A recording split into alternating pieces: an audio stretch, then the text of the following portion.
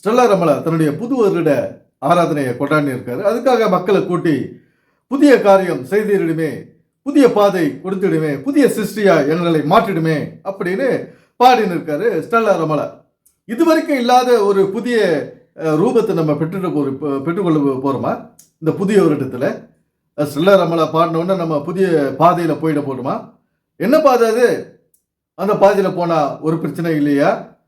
இது வரைக்கும் நம்ம அனுபவித்த பிரச்சனை, வியாதி, வறுமை எதுவும் அந்த புதிய பாதையில் இருக்காதா? அது என்ன பாதை? இந்த மாதிரி வாய்க்கு வந்ததெல்லாம் பாடிக்கிட்டு இருக்காரு ஸ்டெல்லா ரமலா. இந்த புதிய பாதையில் எந்த புதிய பாதைன்னு சொல்ல மாட்டார். அந்த வார்த்தையை மட்டும் சொல்லுவார். எது புதிய பாதை, அந்த புதிய பாதையில் என்னென்ன செய்யணும், அந்த புதிய பாதையில் எப்படி நம்ம போகணும், ஆயத்தப்படணும் அப்படின்றதெல்லாம் சொல்ல மாட்டார். வார்த்தைகளை அள்ளி வீசிட்டு புதிய சிருஷ்டியாய் மாற்றிடுமே. இது வரைக்கும் என்ன செஞ்சோம்? புதிய சிருஷ்டி ஆயிட்டுமானா நமக்கு நான் பசி எடுக்காதா? இந்த புது வருடத்தில் நமக்கு பசி எடுக்காதா? இவர் சொல்றதெல்லாம் கேட்டு இவர் பாடலை கேட்டுட்டா எந்த பிரச்சனை வியாதியும் வராதா? நம்ம வாழ்க்கையில் என்ன நடக்குது, அதுக்கு உண்டான தீர்வுகள் என்ன, அதெல்லாம் சொல்ல மாட்டார். புதிய சிருஷ்டியாய் மாற்றிடுமே. ஒரு புது வருடத்துக்கு இந்த மாதிரி ஒரு பாட்டு பாடிக்கின்னு அங்கே ராத்திரி முழுவதும் கண் விழிச்சிக்கின்னு பாருங்க, எத்தனை சின்ன பிள்ளைங்களை பாருங்க தூக்கத்துக்கு எடுக்கிறாங்க பாருங்க. புது வருட பிறப்பு. இந்த புது வருடத்தை கொண்டாடலைன்னா என்ன, அது பழைய வருடமாகவே இருக்குமா? இந்த மனநிலையிலிருந்து மனிதன் விடுபட வேண்டும். இந்த புது வருடம்னா, நியூ இயர்னா சர்ச்சுக்கு போகணும், வீட்டில் இருக்க முடியாது, அங்கே போய் அன்னைக்கு கடவுளை நம்ம துதிக்கணும். நாளைக்கு நமக்கு உடம்பு சரியில்லைன்னா ஸ்டெல்லா ரமலா வந்து கை கொடுக்க மாட்டார், என்னென்ன விசாரிக்க மாட்டார். இப்போ அந்த சபை மக்களுக்கு, இவர் மீட்டிங்கில் அட்டன் பண்ண மக்களுக்கு, குழந்தைகளுக்கு ஏதாவது உடம்பு சரியில்லைன்னா நம்ம ஸ்டெல்லா ரமலா கிட்டே போக போகிறோம், டாக்டர்கிட்ட தான் போக போகிறோம்.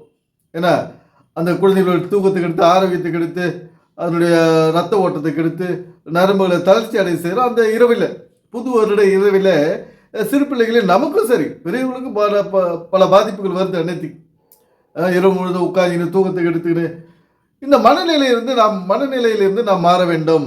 நண்பர்களே, இந்த பழைய பழக்கங்களிலே நம்ம இருந்து கொண்டு பழைய கஷ்டங்களிலையும் வறுமையிலையும் வியாதியிலையும் சிக்கி கொண்டு நாம் தவிக்காம புது எண்ணங்களோடு நம்ம புது வருடத்தை நம்ம சந்திக்கணும். வரும் நாட்களில் இந்த பழையவைகளெல்லாம் நாம் ஒழிக்க வேண்டும். பழையவைகளெல்லாம் ஒழிந்தால்தான் புதியவைகள் வரும். இந்த பழைய பழக்க வழக்கங்கள், சடங்குகளை நம்ம கைவிட்டுட்டு சாஸ்திரங்களை நம்ம கையில் எடுக்கணும். வாழ்க்கை எனும் சாஸ்திரம், அன்றாட வேலைகள் தான் நம்முடைய சாஸ்திரம். என்ன சாஸ்திரம்? நம்முடைய வாழ்க்கையில் முன்னேறத்துக்கு என்ன சாஸ்திரம் தேவை? நம்முடைய அன்றாட வேலைகளை, வீட்டு வேலைகளை, பெண்கள் வீட்டு வேலை செய்கிறவர்களாக இருந்தால், குடும்ப தலைவிகளாக இருந்தால் அவங்க நல்ல ஒரு குடும்பத்தை பார்த்துக்கணும். கணவன் மனைவிக்கு ஏற்றதை செஞ்சு கொடுக்கணும். உணவு சம்பந்தப்பட்டது, உடல் சம்பந்தப்பட்டது, பிள்ளைகளுக்கு ஆரோக்கியமாக வச்சுக்கணும். இன்னைக்கு ஒரு நாய்க்குட்டி தான் ஒரு 4 பிள்ளைகளை கூட்டிட்டு தெரியுது. அதுக்கு பின்னால் அம்மா போனால் அது பின்னால் ஒரு 4 நாய்க்குட்டி ஓடுது. அந்த நாய்க்குட்டி கூட புஷ்டியாக இருந்தால் தான், கொழுக்கு இருந்தால் தான் நிறைய பேர் சின்ன பசங்க கூட வருவாங்க. அது எலும்பு தோலுமா இருந்தால் அதுக்கிட்ட போக மாட்டாங்க. அந்த மாதிரி நம்முடைய பிள்ளைகள் வந்து நல்ல ஆரோக்கியமாக இருக்கணும், நல்லா புஷ்டியாக இருக்கணும், உடலில் நல்ல சதப்பற்றோடு இருக்கணும். இதுக்கு வந்து நம்ம போய் அங்கே இப்போ இன்னும் தூங்காமல் உட்காந்து கை தட்டிட்டு இருந்தால் வராது. அது தூங்குற நேரத்தில் தூங்கணும். என்ன பண்ணணும்?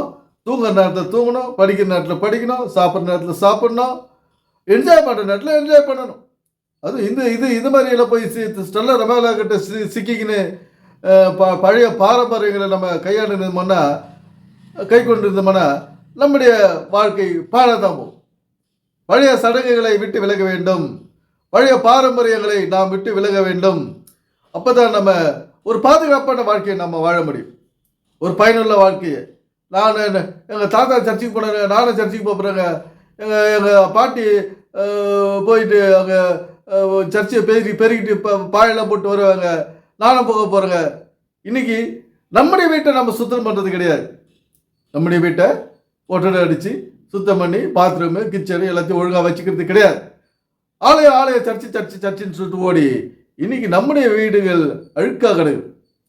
இந்த இந்த விஷயங்கள் எல்லாம் ஆண்டவர் அருவருக்கிறார். நம்முடைய அன்றாட வேலைகளை, நம்முடைய சாஸ்திரம், சரீரமாகிய சாஸ்திரம், சமையல் ஒரு சாஸ்திரம். அந்த சமையலை சரியா பண்ணி நம்முடைய குடும்பத்துக்கு பரிமாறணும், குடும்பங்களை போஷிக்கணும்.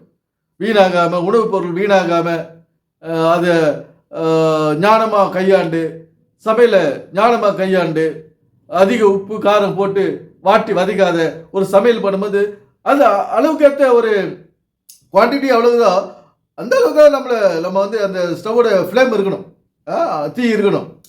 அதை விட்டுட்டு புல்லை வச்சு தீச்சி நாசனம் பண்ணி அது ஒரு ஞானமற்ற வேலை. அது ஞானத்தோடு நம்ம சமைக்கணும், எதுவும் பாழாகாத சமைக்கணும். நம்மளை அது சமைக்கிறது சொல்லிட்டு அந்த இடத்துல அழுக்கு பண்ணிட்டு பாத்திரத்தை நாசனம் பண்ணிட்டு வரக்கூடாது. இந்த மாதிரி ஒரு ஞானமான வேலைகளை நம்ம செய்து நம்முடைய சாஸ்திரத்தை சரியாக செய்ய வேண்டும். அதுவே இறைவன் நம்மிடம் எதிர்பார்க்கும் ஒரே விஷயம். எனவே சிந்திப்போம், செயல்படுவோம். நன்றி, வணக்கம் நண்பர்களே.